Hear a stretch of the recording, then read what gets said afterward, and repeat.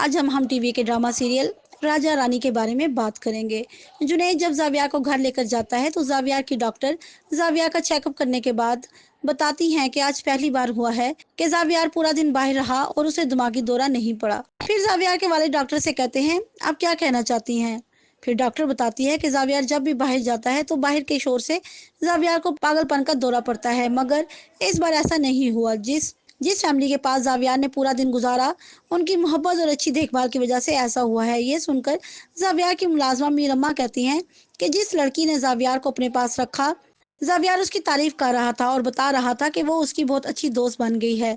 ये सुनने के बाद जाविया की डॉक्टर कहती हैं कि इतनी बड़ी तब्दीली जाविया में इस लड़की की वजह से ही आई है, और अगर वो लड़की रोजाना कुछ वक्त इससे मिलती रहे तो हो सकता है जाविया ठीक हो जाए।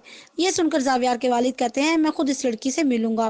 पास खड़े जाविया के चचा अकमल कहते हैं कि वो लड़की तो एक मोटर मैकेनिक है और आप इस लड़की के पास क्यों जाएंगे? वो लोग लालची हैं और इस लड़की के वालिद ने जाविया की इतला देने के बदले जुनैद से 2 लाख लिए थे। ये सुनकर जाविया के वालिद कहते हैं, अगर मेरा बेटा ठीक हो जाए तो मैं उसके बदले उसे अपनी दौलत भी दे सकता हूँ। दूसरी तरफ रानी के वालिद रानी से कहते हैं, तुम पिछले 15 साल से राजा का इंतजार कर रही हो और हर जुमेरात को दरबार पर दिया भी जलाती हो, लेकिन अगर राजा ने आना होता तो वो कब से आ गया होता। इसलिए अब मैंने फैसला कर लिया है कि मैं बहुत जल्द तुम्हारी शादी कर दूंगा।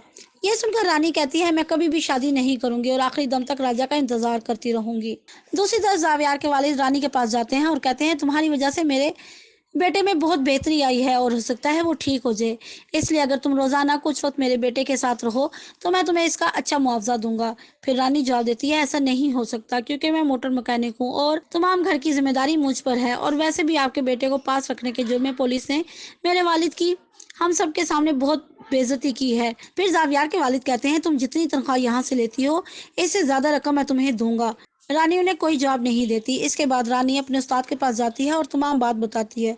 फिर उस्ताद इसे मशवरा देता है कि तुम्हें ये ऑफर कबूल कर लेनी चाहिए क्योंकि वैसे भी तुम्हारे वालिद पर बहुत कर्जा है। फिर रानी अपने उस्ताद की बात मानकर जावियार के वालिद को कॉल करती है और जावियार की देखभाल की हामी भर लेती है। दूसरी तरफ जावियार के चचा अकमल अपने बेटे जुनैद से कहते हैं, ऐसा ना हो कि ये लड़की जावियार को ठीक कर दे और हम जावियार की जायदाद से हाथ धो बैठे, इसलिए तुम कुछ ऐसा करो कि ये लड़की जावियार से मिलने ना आया करे। अगर वीडियो पसंद है चैनल को सब्सक्राइब और वीडियो को लाइक एंड शेयर करना मत भूलिएगा। शुक्रिया।